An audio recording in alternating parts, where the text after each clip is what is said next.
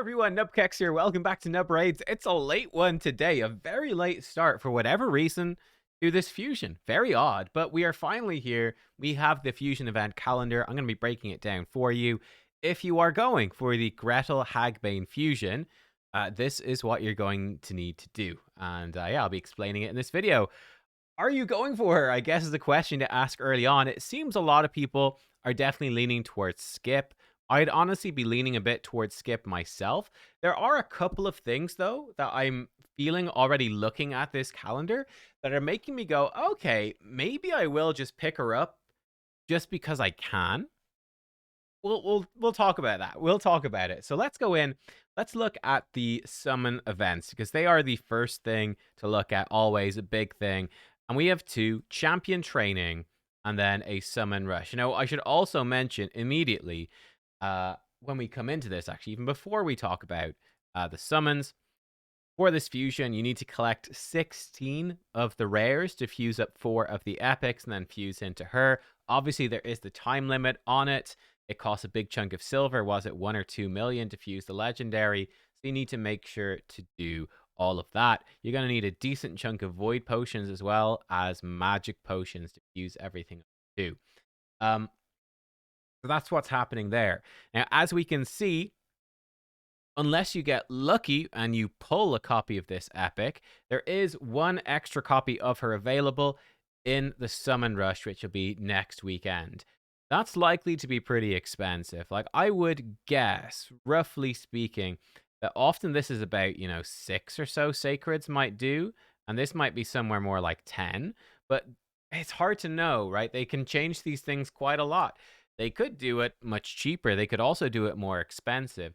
I'd be expecting her to be fairly expensive to get in terms of your shards, but here's the thing.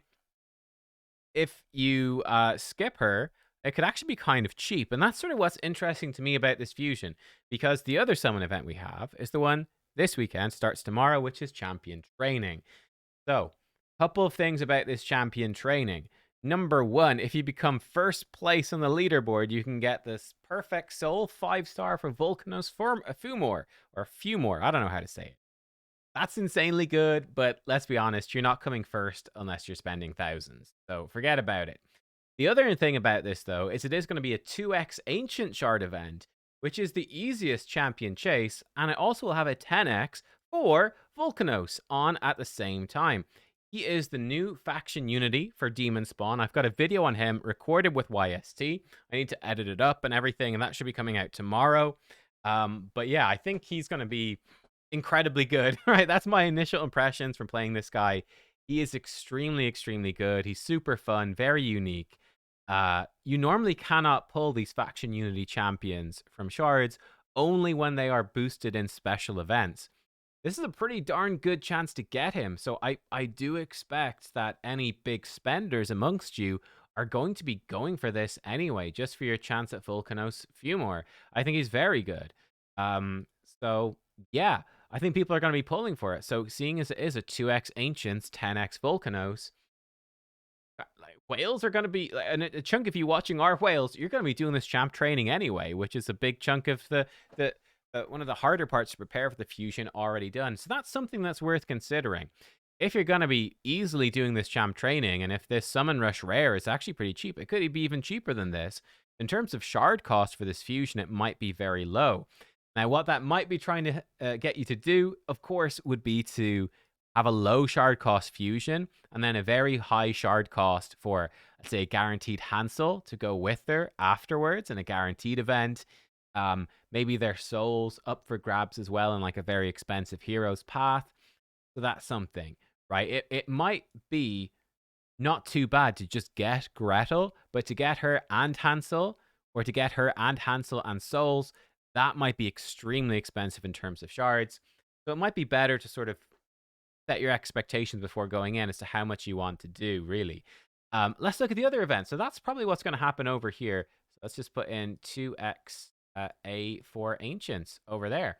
Okay, what else do we have going on? So, actually, before that, there was a Halloween gift in yeah, free gift, Halloween treat. Do not pull those until today. So when you claim the treat, unfortunately the prism shards go straight into your into the summoning portal. They don't go to your inbox. It will give you an option to send the rest of your stuff to your inbox. It will not do that with prisms, but it does mean everyone's going to get one free prism shard to help with this champion chase. My worry is that they might just inflate the champion chase points to make up for that. That's a very Plarium thing to do, sadly. I guess we'll see. But yeah, that could be some extra points towards the champion chase. And I think I've got my Summon Rush or Sand Devil prisms in there as well. So yeah, you could have a couple of prisms, summons to help you do this champion chase. Make sure to save those, needless to say. Today, Dungeon Divers starts, but I would not be doing that Dungeon Divers today. I've done the wrong thing here. It's not champion training. My bad, guys. It's the champion chase. Misread. This is 2x. Hey, cool. So for your energy, there's going to be champion training and ice golem. So ice golem is very good to do here with the dungeon divers, and then it sort of peters off. I'd say champion training can sort of slowly do that, and then that becomes probably really good to do after the ice golem. So I'd be sort of doing ice golem first, get that done with dungeon divers, and yeah, and dungeon divers you can do a little bit today, but it's not very important at all. Dungeon divers 2, then maybe we'll put that in and actually in a different to make it a bit more. Let's put that in red because they're probably the nastiest ones to do. We have another dungeon divers over here. So here's our red dungeon divers. That overlaps a little bit with the champion training. It mostly, though, overlaps with dragons. There you go. You've got dragon to help with dungeon divers 2. We then have a dungeon divers 3, which is over here. And this one overlaps somewhat with a Fire Knight tournament. Again, you can do a little bit of that Fire Knight tournament before, but I would actually be starting off with champion training and then you're doing a little bit of champ training as you need towards the end. It does look like we'll have about 1 day of overlap, probably not too much with this, and then we'll have a little bit of spider sort of trickling off as we go. That's how your energy expenditure looks. So tomorrow into Ice Golem, get it done with Dungeon Divers, finish off Dungeon Divers 1, perhaps with the champion training, then focusing on your champ training. When Dungeon Divers 2 kicks off, maybe a bit of champ training in that, mostly doing it with Dragon, or then whatever you want when the Dragon tournament is done. Then Fire Knight, not a priority. Start with the champ training first, swap to Fire Knight for Dungeon Divers, and then finish off your champ training. Actually, finish off the champ training and get your spider done then as well, of course. This champion training tournament is where you are going to be leveling up, most likely, a good chunk of the epics that you fuse. So do watch out for that. You can, of course, as well fuse fuse at least 1 epic to help with this champion chase. Now I'm looking at it here. So you can finish Dungeon Divers 1, Ice Golem, potentially champ training, artifact enhancement, and classic. That's 1, 2, 3, 4, 5. You could do 5 different events within this champion chase.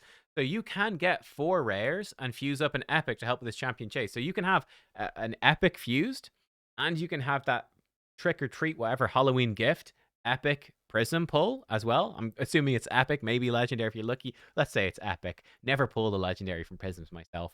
That's like 2 epics you can potentially have towards this champion chase already. So what I'm saying, this champion chase looks so unbelievably easy. I'm kind of dreading the points because it looks like basically a freebie right now, doesn't it? Like, honestly, it's a great time to pull ancients as well. So this champ chase looks so easy. It's tempting me to do a fusion, which otherwise I wouldn't want to do. What else do we have going on? Artifact enhancement, there's 3 of them. These you just need to save up. Unfortunately, there's not much else to it. You just need to save your silver for getting the artifact enhancement, get the rare, and stop. Simple as, all you can do. And then we do have some classic arena stuff as well. Let's put that in like a darker one. Classic arena is very easy. We only have 2 of them. They're kind of free. And that's it.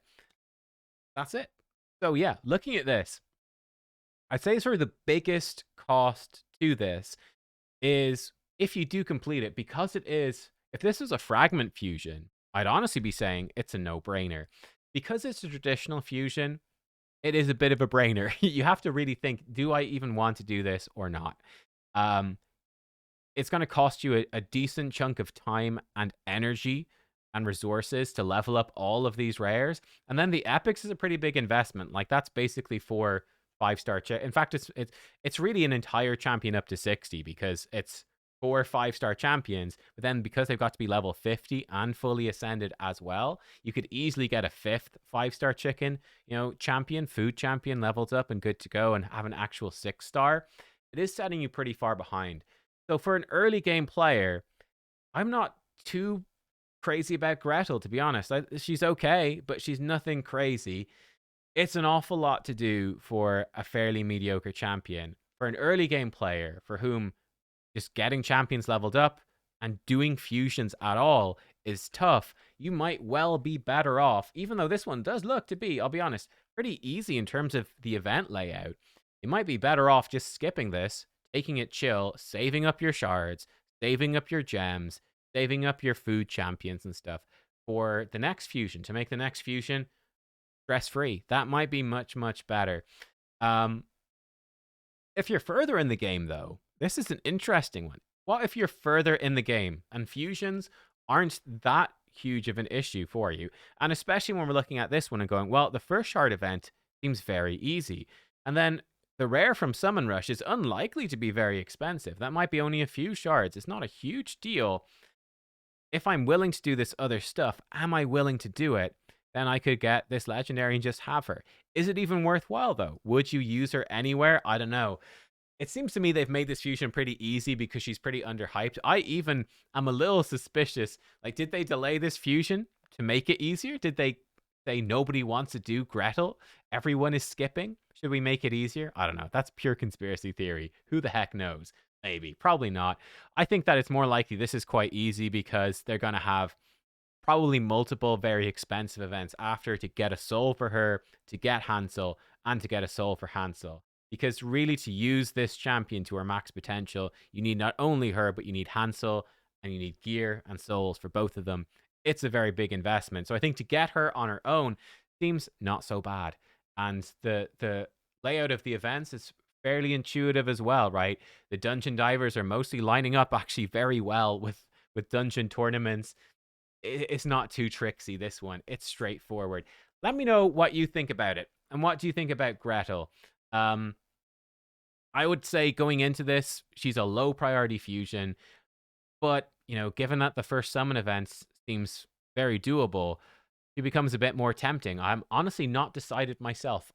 We've got today to think about it, right? The fusion doesn't really start until tomorrow. So I'll probably make my decision tomorrow is probably what I will do. I'll probably go for it, honestly. For me, investing energy into these dungeons and some of the champion training isn't actually that big of a deal, really. The classic arena is fine for me. Obviously, I've got almost 400. The artifact enhancement's not a big deal. For me, it's really just probably like 5 or 6 sacreds to get this. And, I'm not really losing out on leveling up the champions either. So I probably will do this, actually.